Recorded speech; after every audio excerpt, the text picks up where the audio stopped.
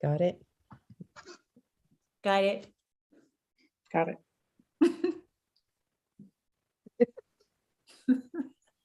Shabbat Shalom, everyone. And thank you for joining us today. We are the 7 daughters of Om. Today we are here with our own Michelle. And we are so excited to announce her first writings as an author, Awakening the Memory of the Soul.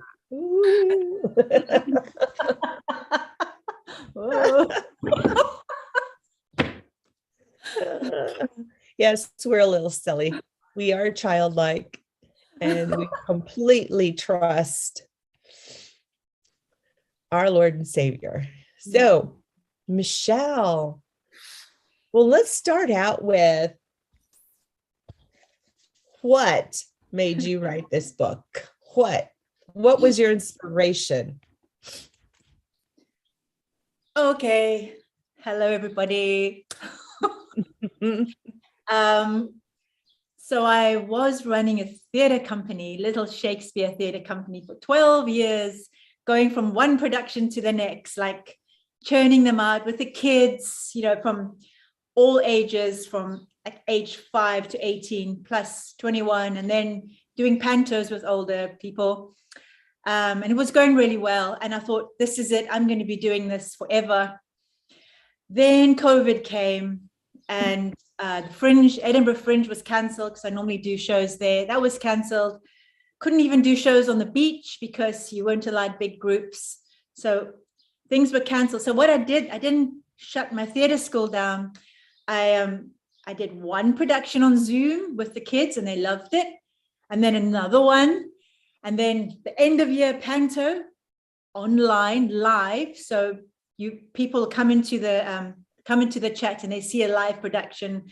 And this is great. But then the kids didn't want any more of that. And I thought, you know, it's no use trying to kind of keep going. So it kind of came to a natural close. And so did my agency for actors come to a close. And so the beginning of 20, whenever it was, I'm kind of sitting there thinking, and for a while it was, yay, I'm free. And then I was thinking, you know, I was actually in a prayer meeting with, I think maybe you were in it as well, Rachel.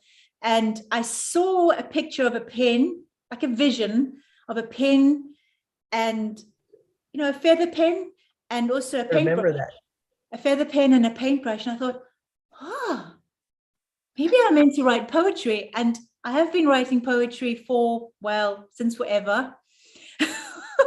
I've got years of it, like poems. And I thought, I can put my poems together in a book, and that can be what I can do for a while I rediscover what I'm meant to be doing on this earth. And so I started writing, and I was thinking, trying to put the book together. I was thinking, who's going to want to read this? And it's just too personal and just too much.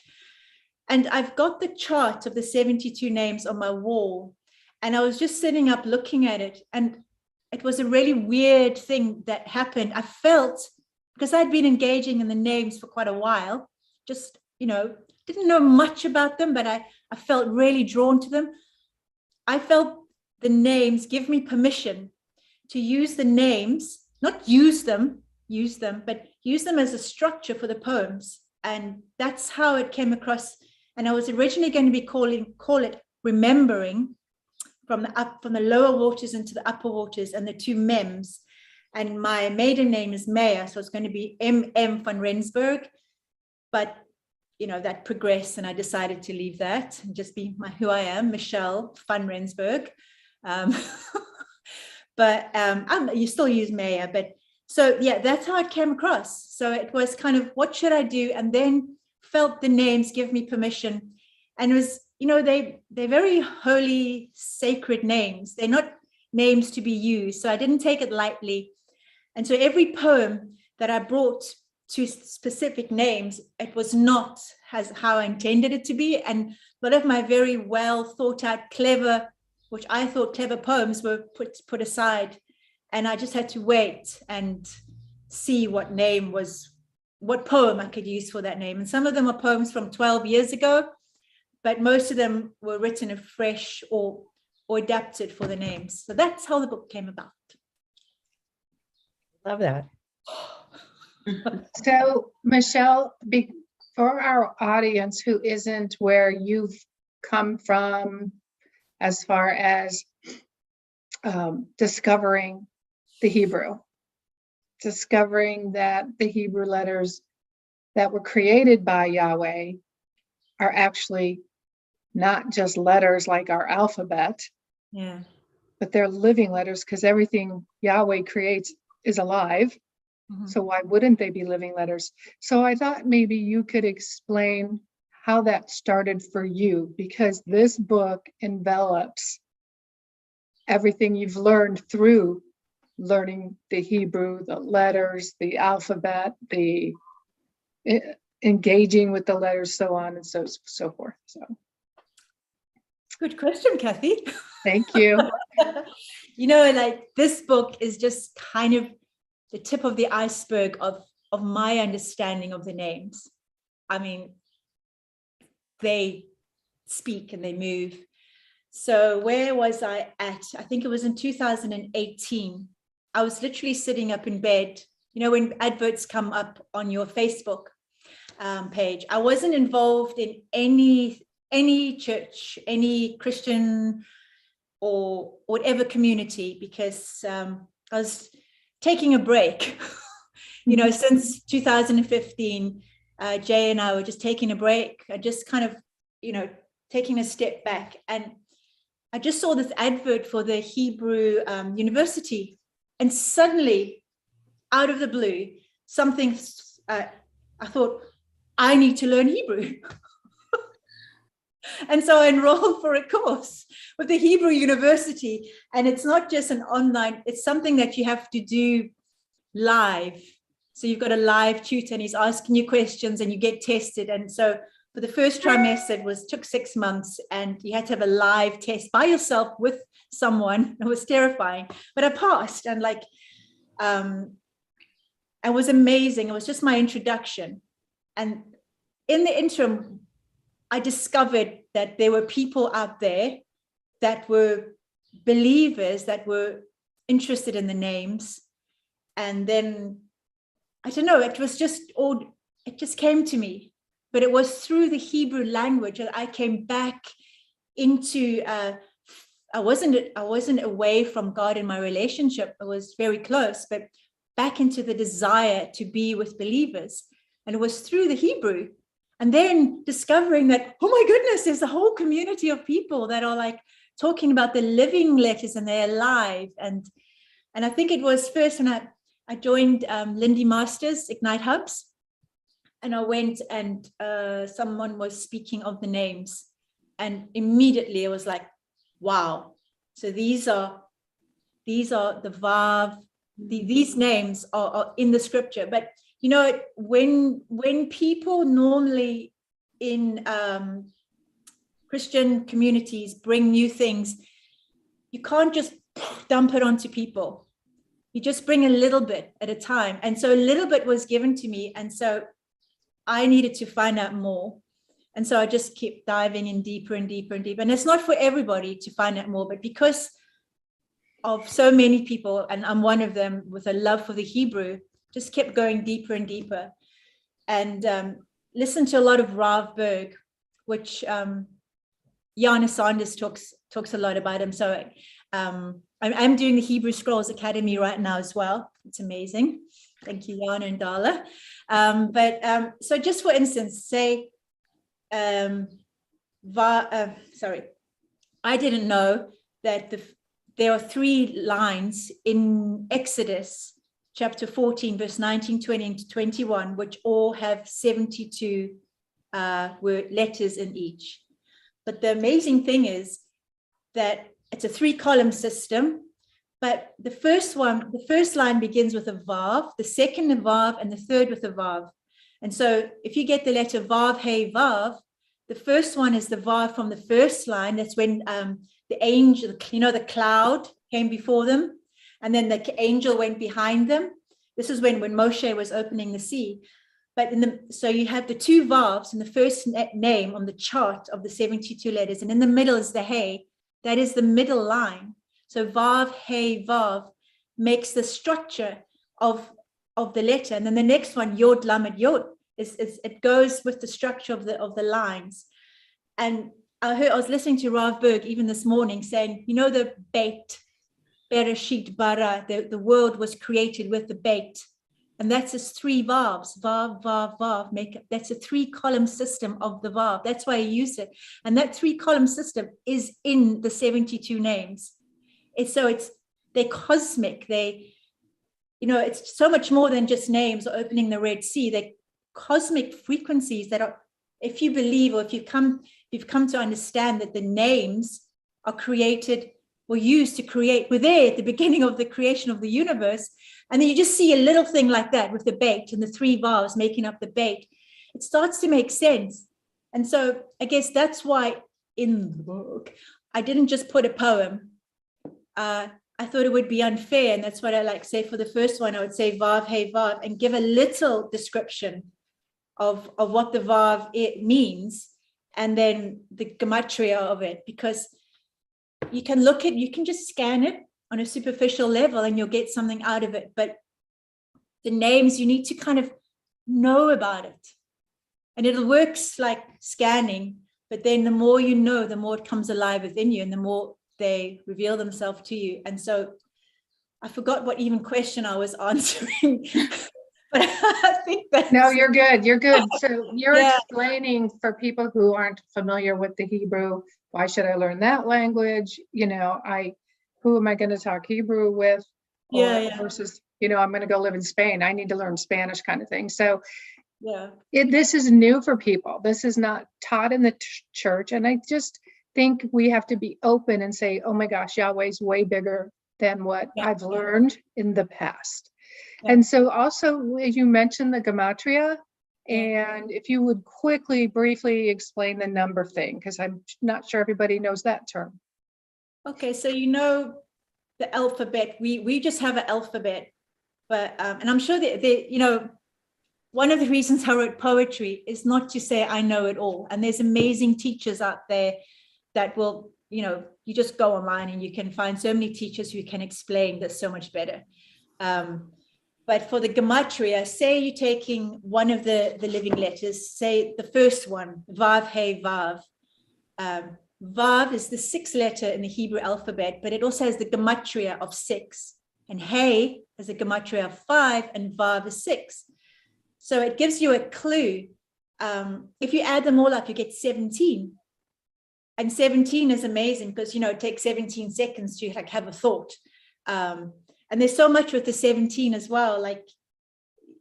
The numbers can start speaking to you, or you add 7 plus 1 is 8.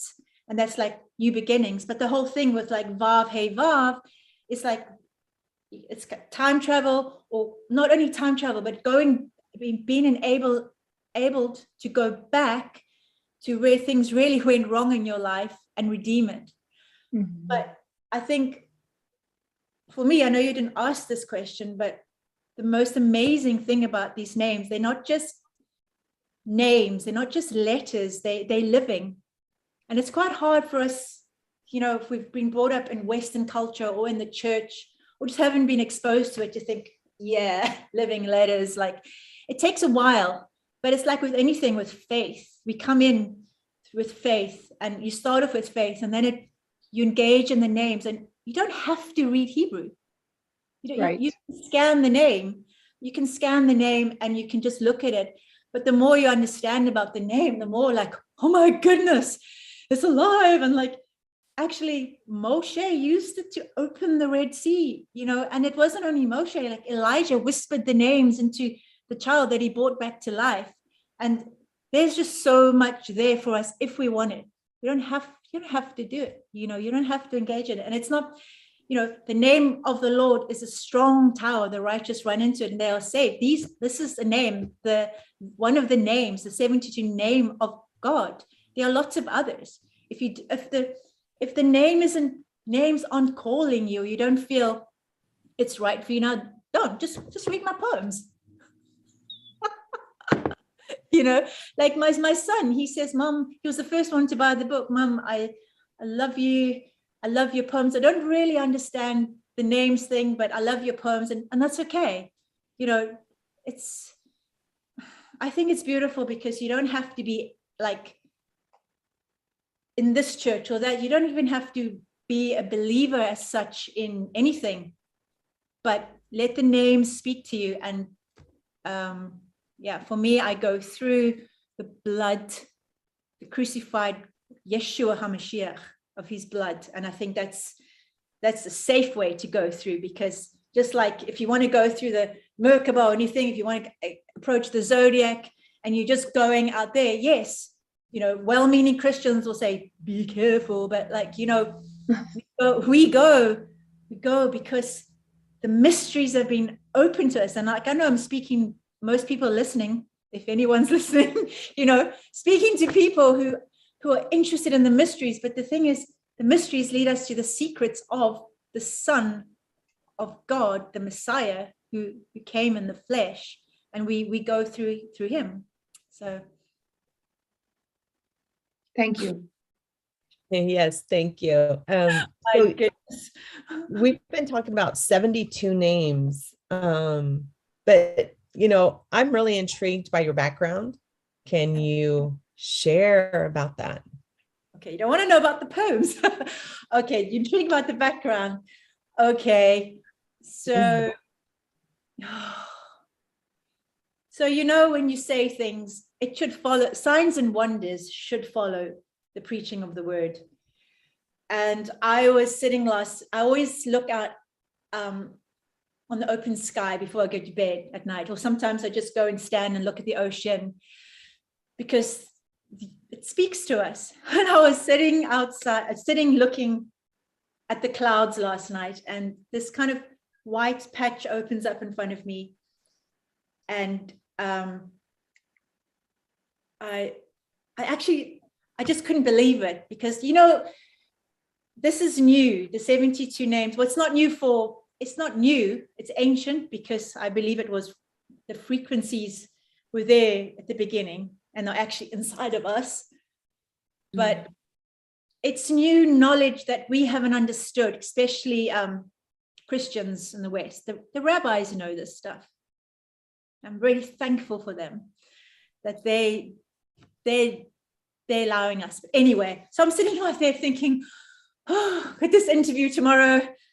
And then as I'm thinking that, I look, and I don't know if you can see, but I can't see it, but it's backwards for me. But the 7 and the 2 were just drawn in the clouds right in front of my eyes. And so by the time I got my camera, it was starting to like change. But for me, it was like, oh, you know, when you first pray for somebody, like we used to always pray for people's legs to grow, had faith for that. Always when I prayed for someone's leg, they would grow out. Or there's certain things you pray for and you know it happens. But when you first see a miracle, you touch someone and they're healed, and like, oh, did that really happen? And now it's like, oh, I just saw a sign in the sky. I thought I'll take a photo of it. And I wasn't sure whether to share it or not, but it was just like a beautiful confirmation of the Creator saying, yes, you have my favor, you have my blessing. And I felt like, oh, this is so, you know, cool.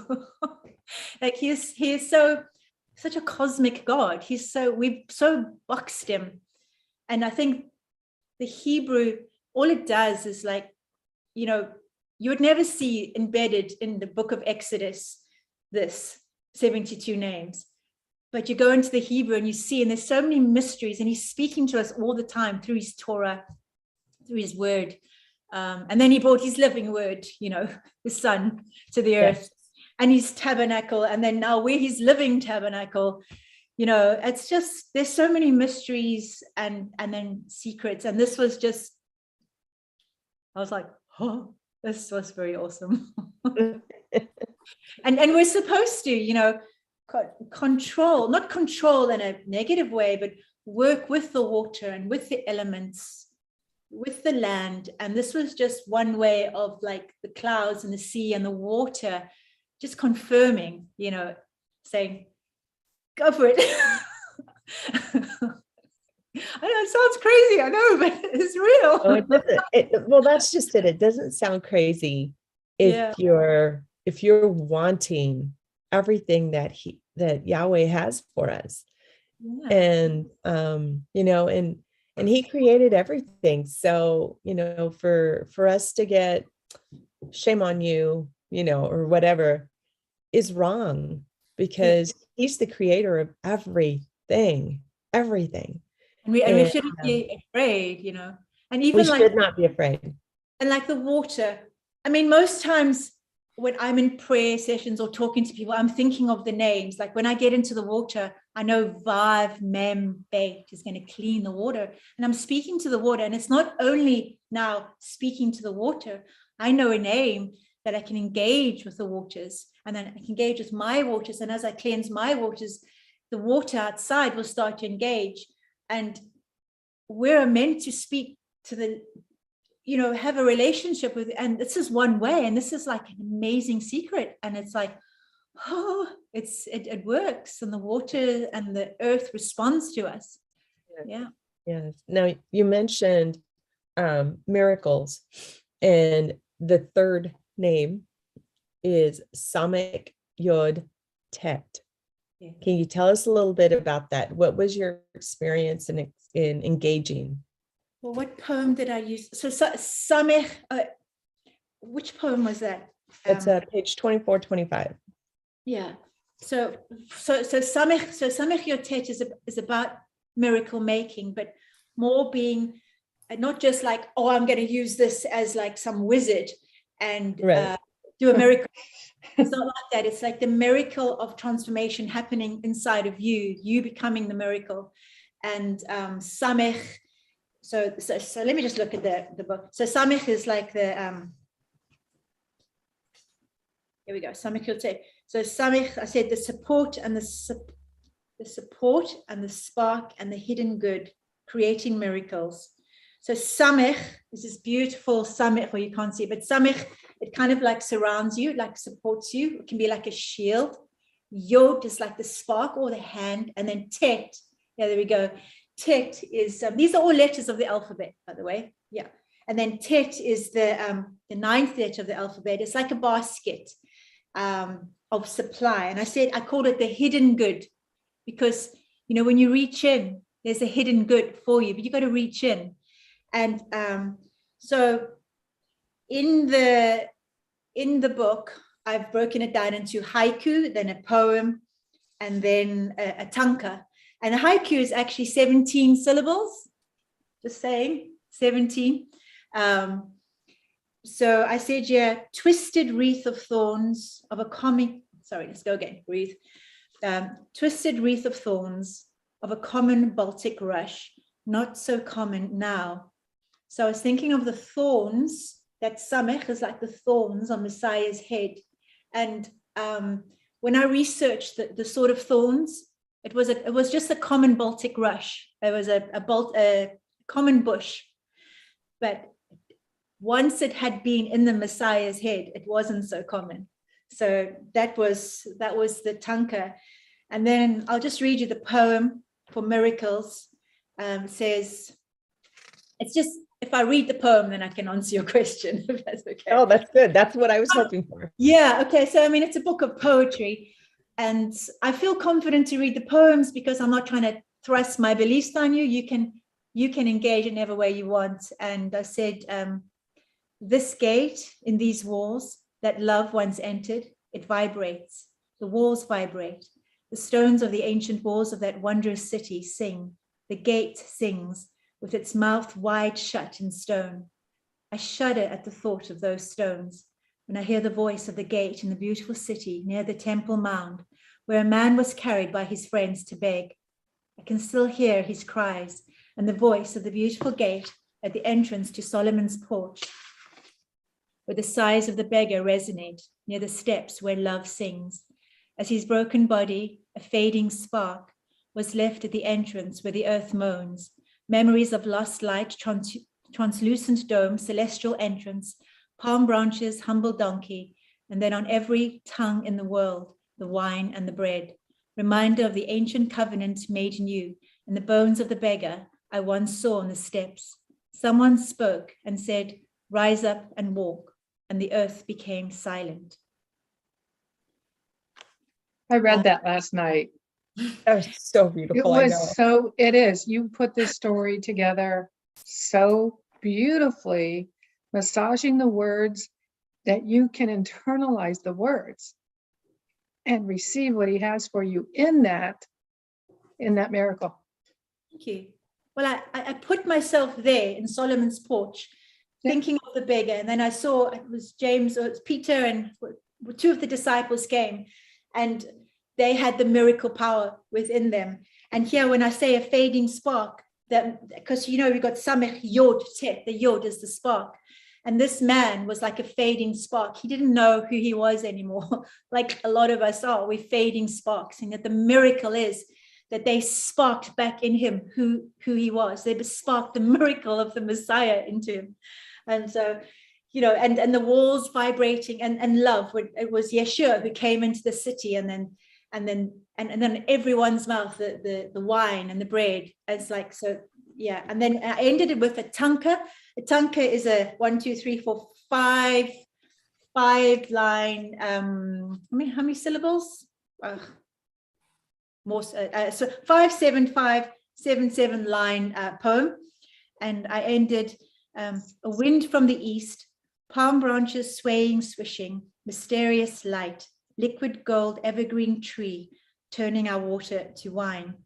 So a wind from the east, good things come from the east. The palm branches are when they were welcoming Messiah, they got their palm branches. Mysterious light, that's him, light of the world. Liquid gold evergreen tree. Yeah, well, you can interpret that how you want. And then turning our water to wine. I don't want to interpret it too much because it's poetry, and you interpret how you want to interpret. But so that's how I structure. Some of them are much more personal. Try not to get too personal, but sometimes personal is good because it resonates with people. Well, it teaches us who the author is, right? Yeah, maybe. And we have a huge audience that will have seen the series The Chosen. Oh, yeah. And so when they read these poems, they get a little bit of a different take on that story. And why not? Because there's always, every story is multifaceted. All the Hebrew letters that have how many different meanings per letter, per word, so it's a multi-dimensional language. Yeah. It's not like English, right? No, Right. And you've brought that out in this book. Yes. It really draws you in. It does. It draws you in. And that language, it's so sacred. The Hebrew language is so sacred that, there's no swear words in it.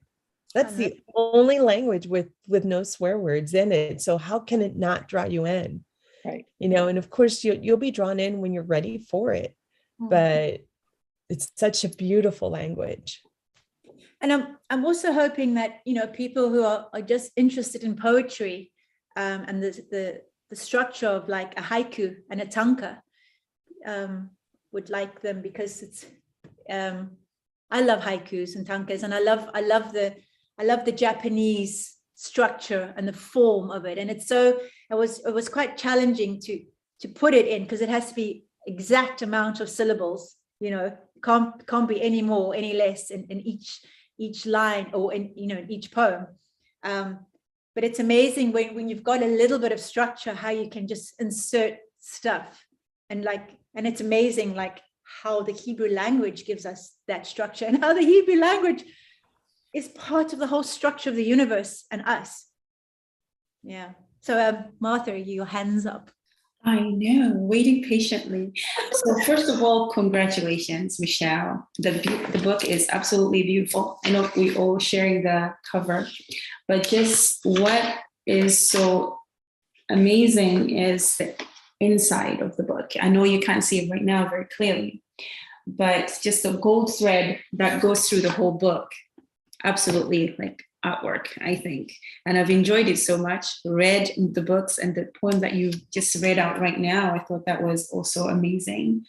I've mostly enjoyed, I've been introduced to the 72 names, and I thank you for that. Before this book, I didn't know much about them. And but most especially, I've enjoyed your poems and the way you're explaining right now that you tried not to get too personal, but I enjoyed the personal about, those poems as well. And I like that you're painting so many pictures. I mean, you speak of mystical beings like unicorns and, and such, and you're engaging the elements and, the water outside your window. And so all of that just made it, for me, being such a new learner to the 72 names, like a good touching point to enter into, understanding these names for myself. But I was most captivated by the 30th name.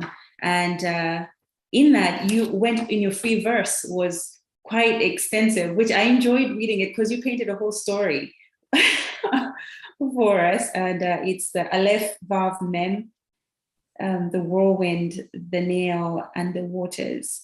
Yeah. But it was I think the free verse that I most enjoyed, and it wasn't so brief. It was very detailed.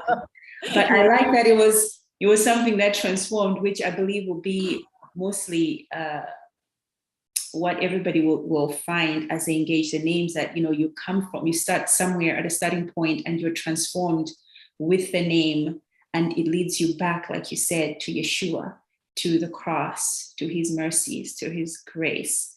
And I don't know if I have it's more of a comment or or just a question, but I wanted to ask you again that, can you just, 72 names, can you just shed a bit more light, as in what was your inspiration for even just writing each poem? Like, what was the process for you for that, to coming up to these poems? You said some of them were a few years old, some of them were really fresh.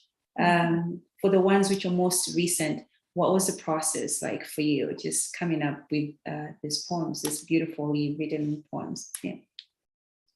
Well, so like if you look at Aleph, Vav, Mem, I've said the whirlwind and the nail and the waters, but it could also be the strong one, and that's building bridges. And I was just thinking, I had these poems. I have reams and reams of poems, and I just go through my poems and I see what fits. But sorry, my puppy's crying out the door for me.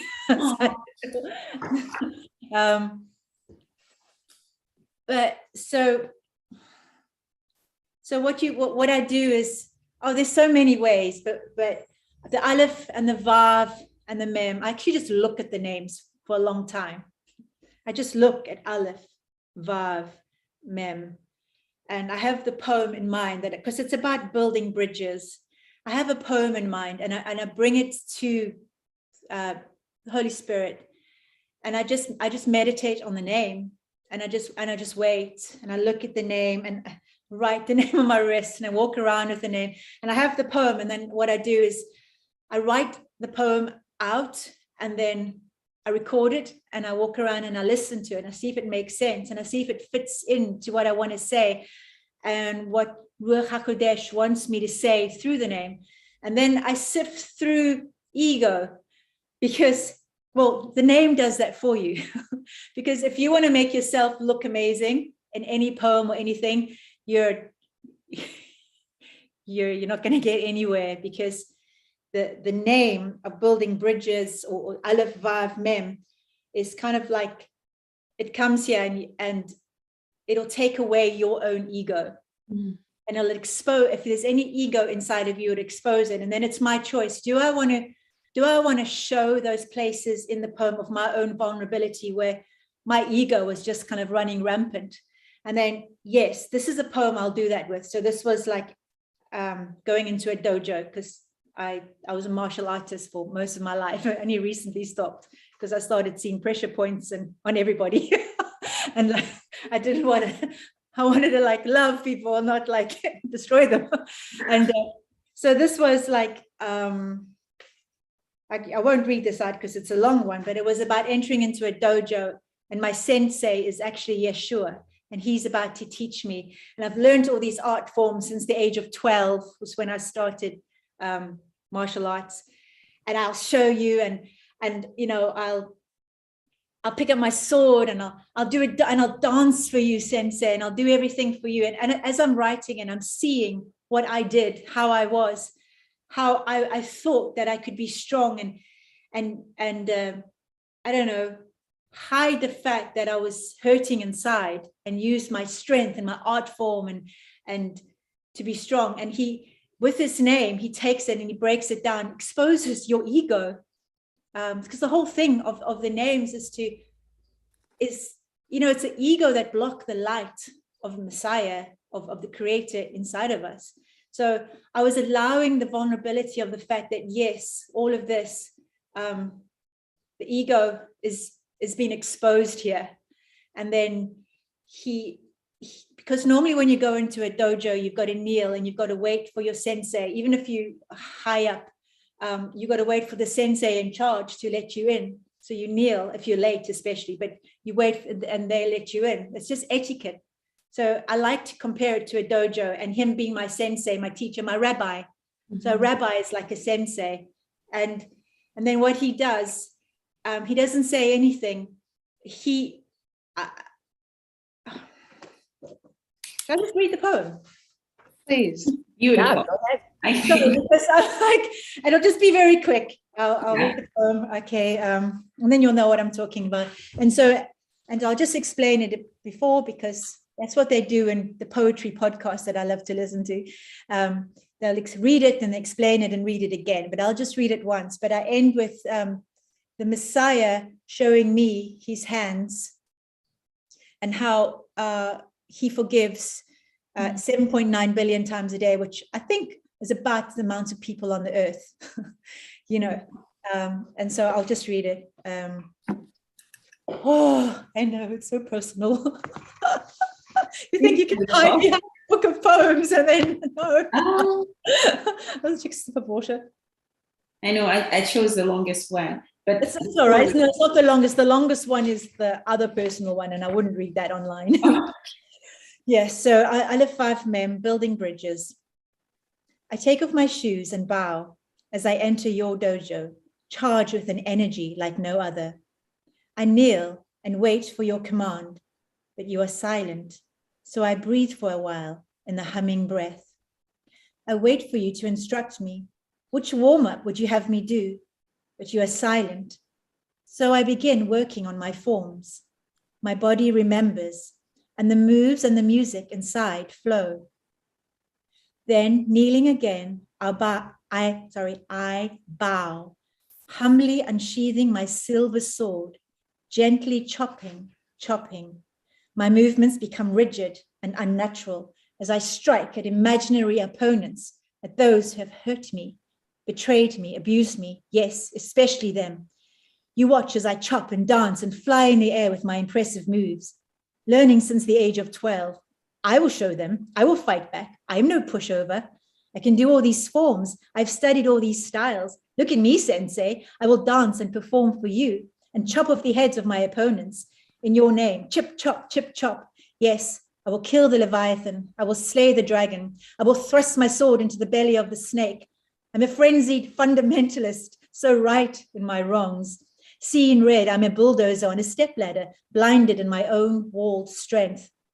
In all the hubbub, you get up with a tender smile on your face, stopping me in my disgrace. Heaven in me stops. My ego goes dark. The gates in my body are aghast as you beckon me, hark. Slowly and meditatively, you hold out your palms, hands open in giving surrender. I drop my sword. I fall to my knees, bowing. Tears well up in every part of my being, a rushing, gushing opening of who I am, exposed in you.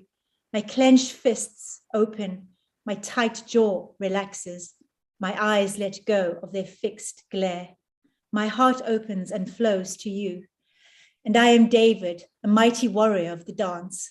I look up at the crown on my head. It is your crown. And your golden rule rushes through my mind, through your mind in mine. As I remember my vows, I feel your eyes rest on me. You hear me, and we sit together.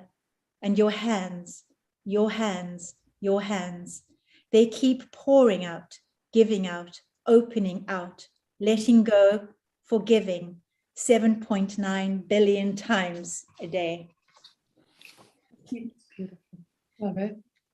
And then I ended with the haiku, the tanka was that, O bridge of mercy, connecting me to shalom, within and without, the doors to my heart open, the humming of pure water. Because if you read in the book of formation, mem hums. So I would use like the humming breath because it's, and this is actually, it's the closed mem. So aleph vav mem, going into the closed mem, the humming mem, going into the mystery. So you go, you're going into the, he's taking you into the waters of, he's restoring your waters. Yeah. So that's using the names and using 40, 46, 47, just using everything that I know. Now, like even after this book was actually finished in December, but then it took a while to get the stuff together. But, I had to just stop because you keep learning more with the names. Just stop there. Stop for there for now. And so that was that poem. So as you can see, it's taking my ego and then like him showing, exposing it actually. So I don't think you can come to these names and think, oh, I'm just going to use these and do all this and that. No, you first have to break it down. And one of the very, very beautiful things I saw when I was like asking, like, oh, how do I do this? I actually, you don't see many like open visions, but when I closed my eyes, I just saw a vision of Yeshua walking through this kind of tunnel with walls on either side, doors on either side, and he was carrying a door. Sorry, brick walls on either side, and he was carrying a door. And he was saying, I am the door. So every single letter of the Aleph Bet, here's the Aleph and the Tav, or, in the Greek, the Alpha and the Omega, he is in every letter, like in Bereshit bara Elohim et Hashemayim, the et, the Aleph and the Tav, he is the Aleph and the Tav. So he is in every one of these living names, of these living letters. And I was like, you don't really know that when you first come to it, but when you see that, you think it's all about him. Yes. The names are all about the Messiah because he is the creator. And even before Moses opened the Red Sea, a few verses in Exodus, before chapter 14, it says, behold, the Yeshua of Yahweh, and Yeshua is the salvation, of Yahweh, Yod He Vav He. We say Yahweh, but no, and we say it quite flippantly, but we only say it because we don't say it flippantly. I mean, I know a lot of the rabbis and stuff, they don't say the name, but we can because we have a relationship with Yod He Vav He.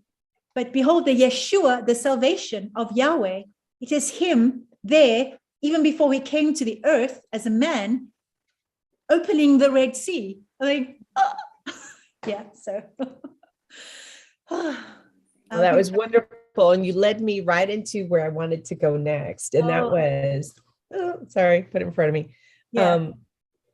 For those believers that are going, this is too Hebrew, too Jewish, right? Yeah. It's not Jewish, people. Come on, wake up.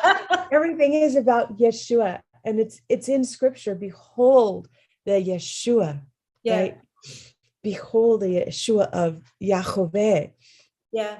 And if, and you wrote, who was and is to come, and the Jews probably wouldn't see it that way. But, as a believer in Yeshua, you have drawn him into everything. And that is truly the key of whatever we do in him, through him. Yeah. And so I just wanted to say, I love how you just draw that in every single poem, because every single Aleph Bet is about him.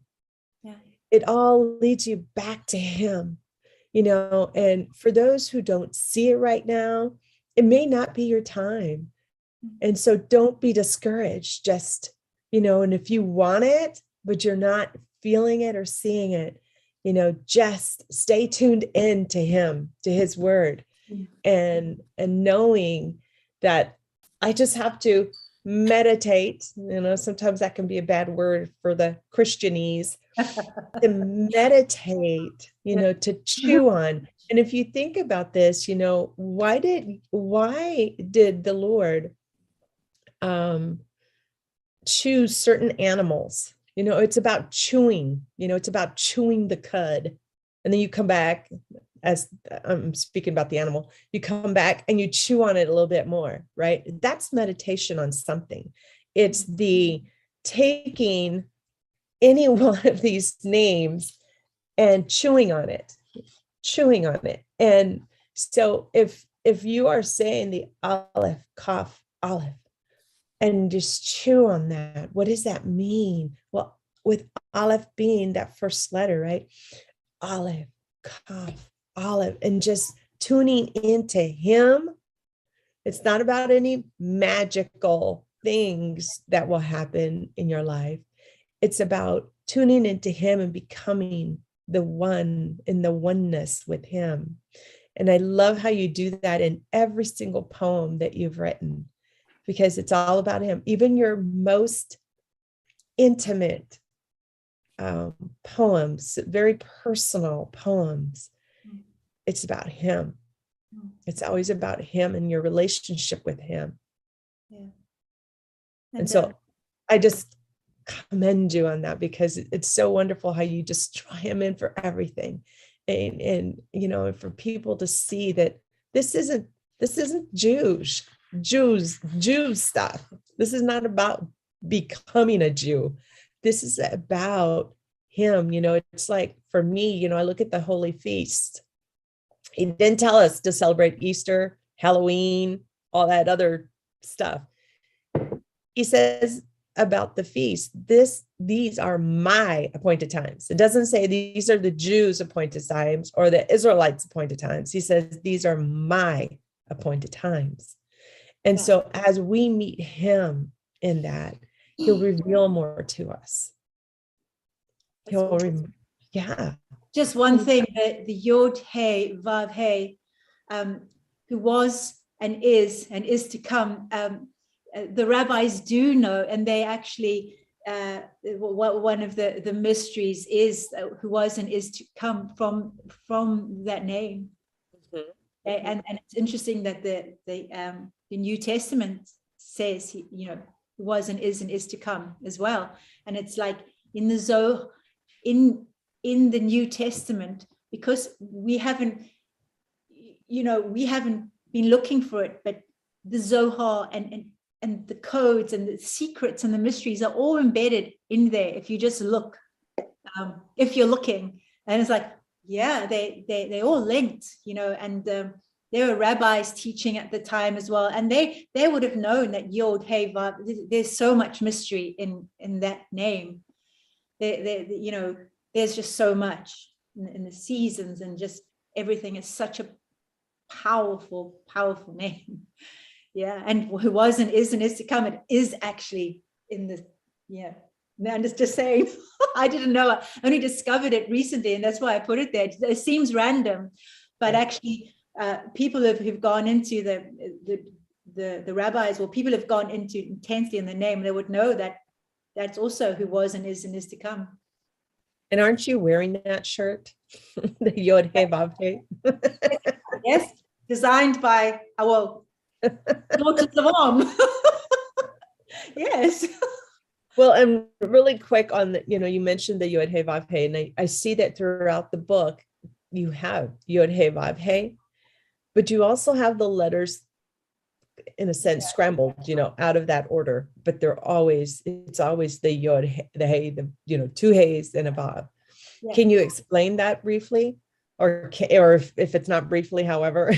Oh, yeah, well, so I got so it's broken up into seasons, and Rabbi Abu Furia and Rabbi Chaim Vital, they've written books of how to put the letters, and they're all to do with the seasons, the tribes. I mean, I did at one point have Judah and the stone, and it was just all getting too much. It was just too much on one page. And so so if you see like Nisan would be like the lamb, the shape of the lamb of the stars. That's what my son Seth drew for me. Oh, and by the way, all the letters, beautiful letters painted by Rachel. Thank you, Rachel. You're so welcome. I've done it without you. So if you look in I don't have it in front of me, the book of the Sefer Yetzirah, or the book of formation, that's what they say Abraham wrote. It breaks down the zodiac and the constellations and everything. So Yod Hey Vav Hey would be the first 6 living letters, or even like on the priest's breastplate, there were the 12 stones, and on Aaron's breastplate, they would light up, and they were connected to the tribes, to the months, to the Hebrew zodiac. And so the next one for the month of Iyar, which is the Taurus, is the bull, would be the Yod Hey Hey Vav. And it's kind of a mystery. And to be honest, I put it there, and it's in the Sefer Yetzirah, and I put it there because we don't live by the zodiac signs. We have them there as a guide, but we live in above them, but they're there. But the Maseroth is there. It's all there in the stars. It's everywhere. And I found it interesting that in the book of formation, there'll be 12 different ways of permutating. You permutate, because that's what you do. You permutate the names. Even you can say Aleph Vav Mem and Mem Vav, or for Moshe. So the name for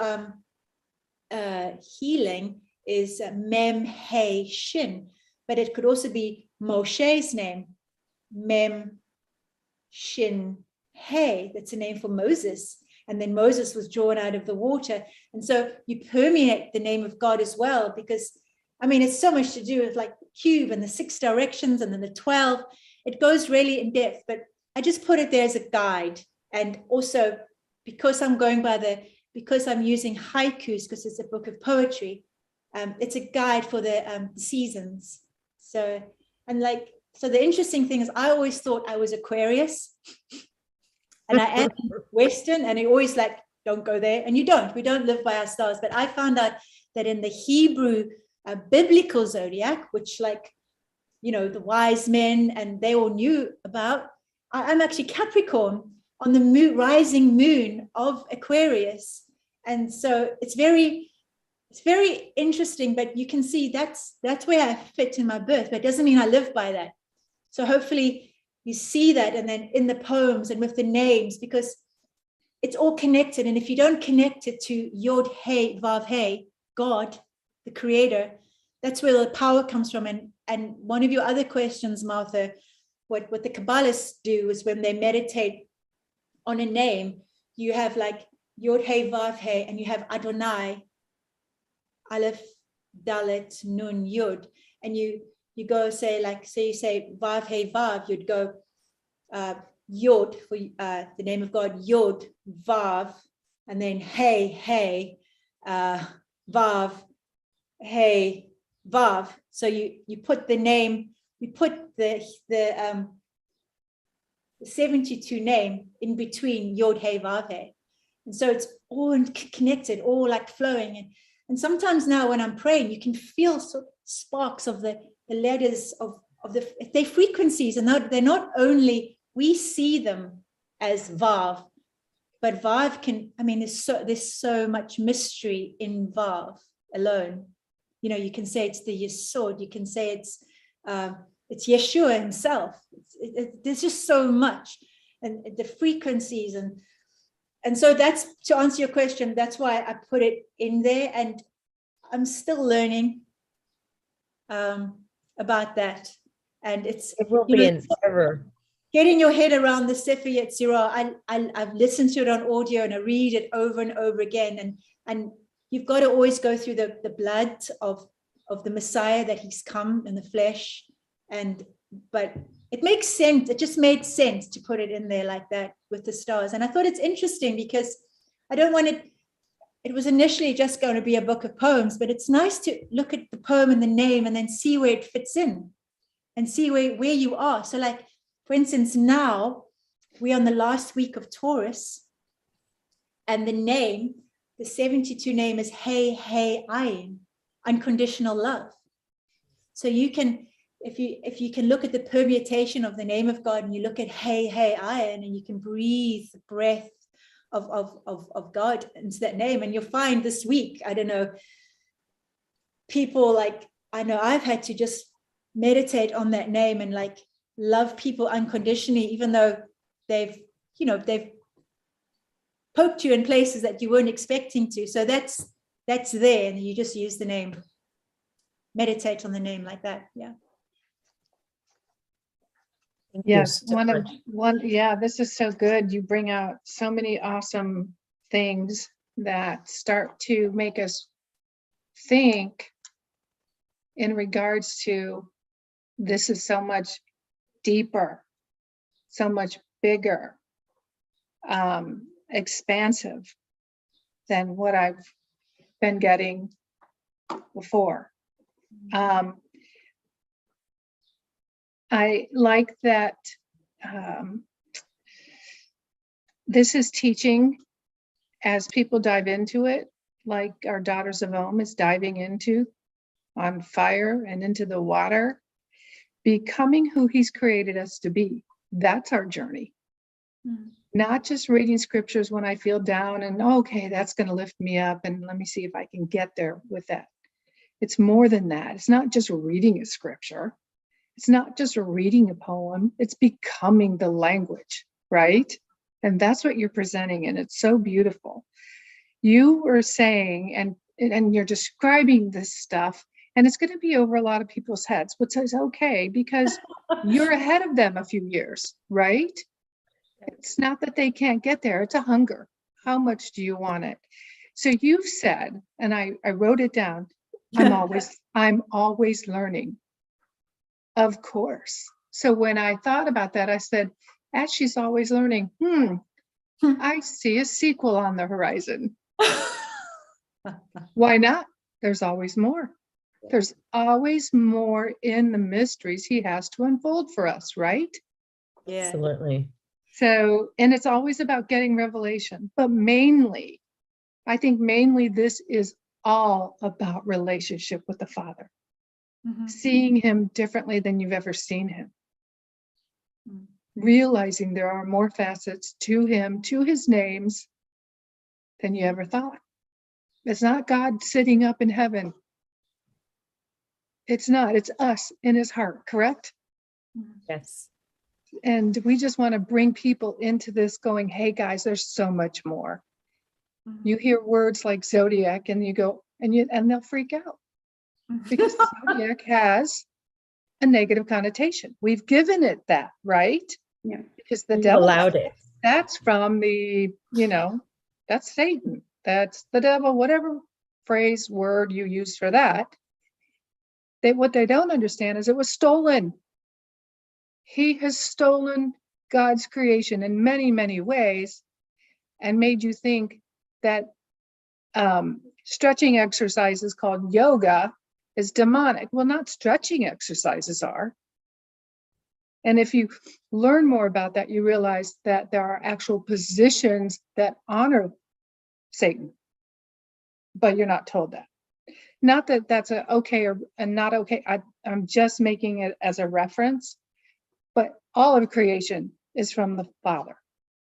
Light and darkness. He created both. He did. And we know darkness isn't bad because that allows us to allow him to reveal what is in the darkness, the mysteries that lie there. And mystery is not a bad word or a negative word. All is Yahweh's creation, all of it. And we know our English language is so, like I think I said this earlier in the interview, it is so limited. Yeah. So limited. And let's grow. Yeah. Yeah. And you guys can engage in the names in the book.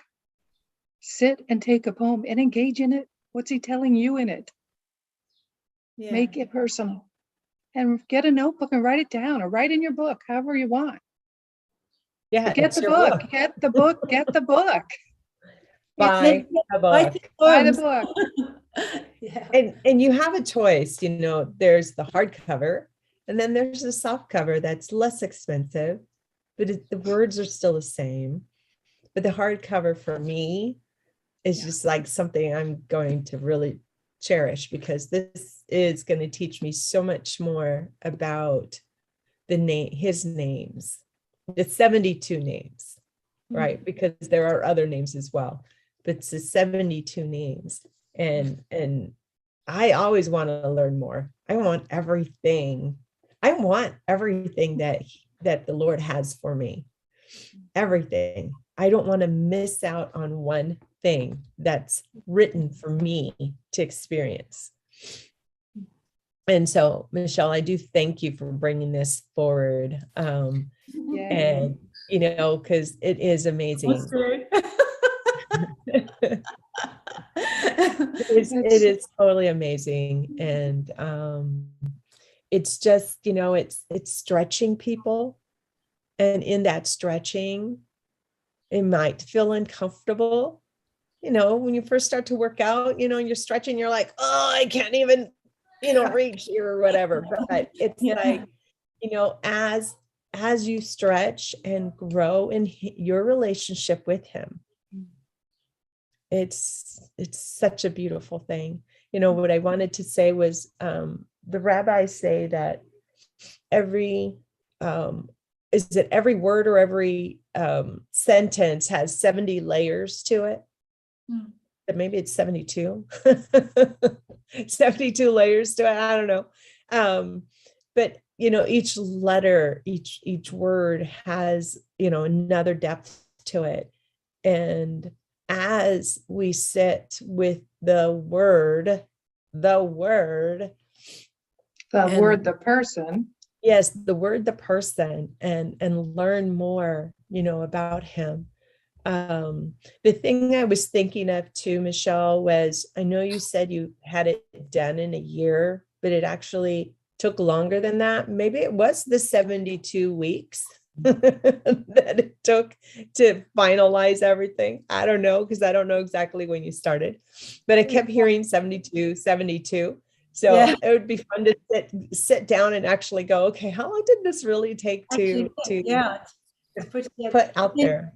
And then still now I'm thinking, could have, you know, the layout, and, you know, it could always be better, and as we're learning, but for now, this is the pilot. And, you know, even yesterday I was reading in the Zohar, because it's, you know, the counting of the Omar and the 70 tribes. I was thinking there's 70. Where's the 2 fit in? And just little things like, you know, I haven't heard anyone teach this, but I saw in the wilderness, there was the Torah and the tabernacle, and then the 70.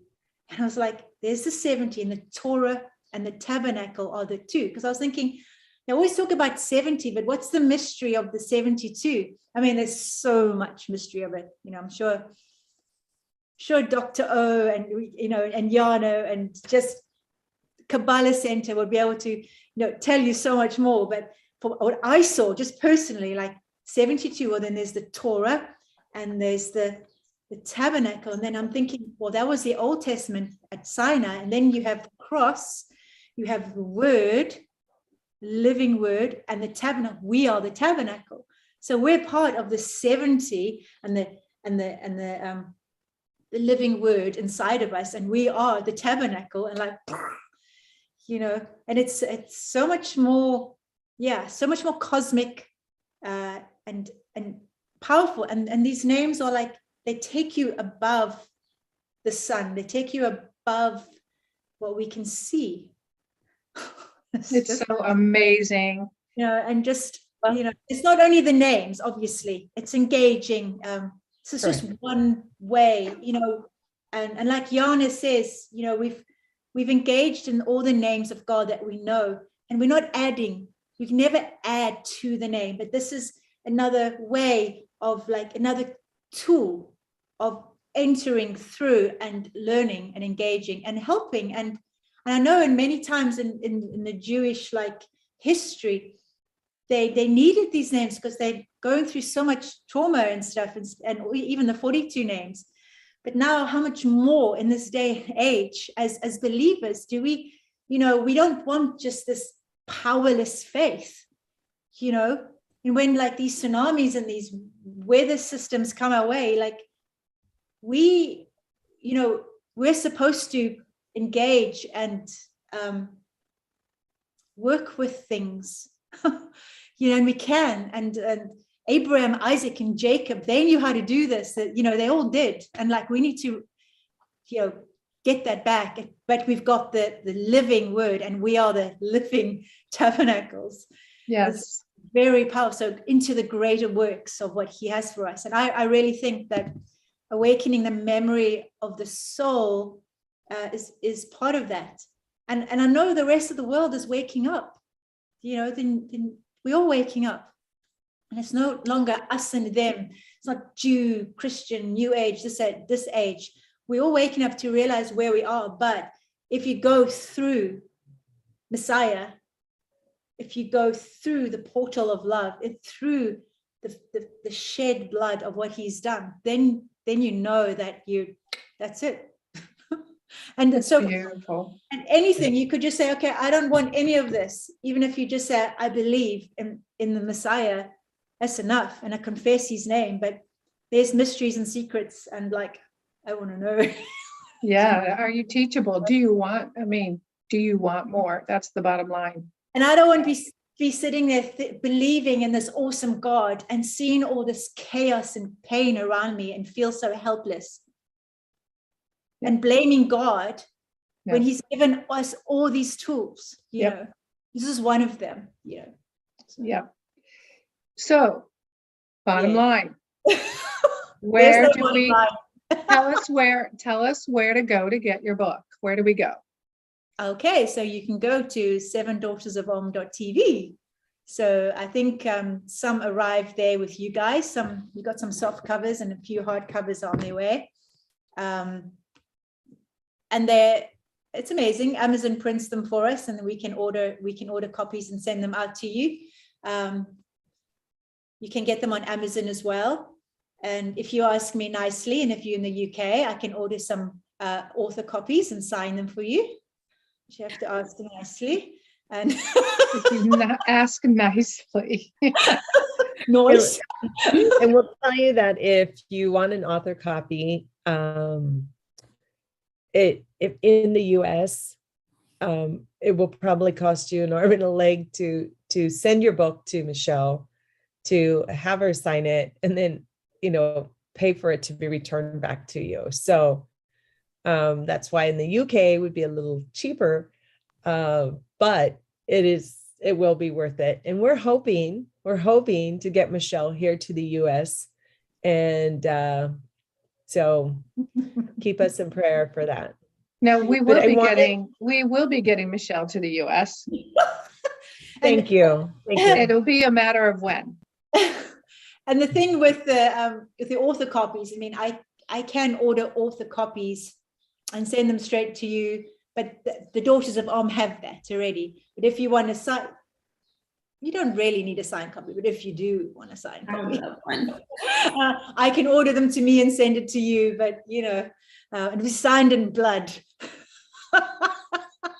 I Yeah, like this. just head over to $7ofOhm.tv. There are books on there, not just Michelle's, but Michelle's is what we are highlighting today. There's also other merchandise. Have fun with that. Yeah. And there's also Rachel's book interview coming up. Oh yeah, that's coming up. Yeah. I want 2 books coming up. I wanted to leave everybody with this scripture because it's important, for you to understand that this is already in the word. It's Proverbs 25:2. It is the glory of God to conceal a thing, but the honor of kings is to search out the matter. And so as we dive deeper, the fiery ones, right, are diving deeper, we are searching it out. That, if you believe that the word is true from beginning to end, from Genesis to Revelations, and the additional writings that have been kept from us, then search things out. And he Search calls things. us kings. We are kings. Yes, we are. That's an identity he gives us. So, And we are sons. yes, Maturing we are. sons. We're Yes. not complete mature sons yet. We are. And I just wanted to say thank you to the Daughters of Om, because at times I felt very alone. And then often I would show them the layout and they would, I just show them, they've been there in the process all along. And Kathy was the first one to write a little forward for me. Thank you, Kathy. And Rachel spent hours like painting all the beautiful names. And thank you for all your encouragements from all of you. Yeah. And also, Darla and Yala have, they actually, I was so amazed because they started after my book was finished, thank goodness, they started doing the 72 names as well. But if you also want to learn more about the Hebrew and stuff, they do Hebrew Scrolls Academy, which is really beautiful. They start at the beginning and they go through a whole lot of stuff, which I really love. We're going to be putting some of these links on $7ofOhm.tv to other ministries. We want to come alongside each other, and we're all doing the Father's work.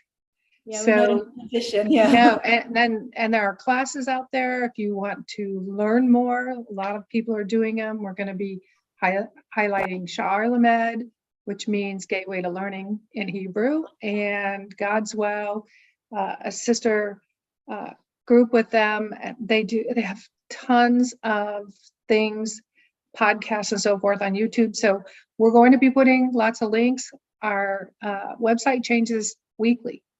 So have fun with our website. Thank you, Martha, for that. Thank you to Martha, who has thank you, Martha. Wow. gloriously set this up. And we just welcome people of all faiths. Yes. As well, and all walks, because we're not here to hammer. I mean, I've stood on a step ladder before. It was a lot of fun. And I never hammered the word out, but it's really what's really interesting, what I used to love, like sometimes just put a step ladder up in Speaker's Corner. Loads of Muslims would come around and it was debate. And so let's get the discussion going as well. If you think obviously we have to respect and honor each other, but if we can't talk to each other and different beliefs and different whatever, what's the point? Right. Yeah. No, we are here to honor each other, to lift each other up, and to form relationship with each other.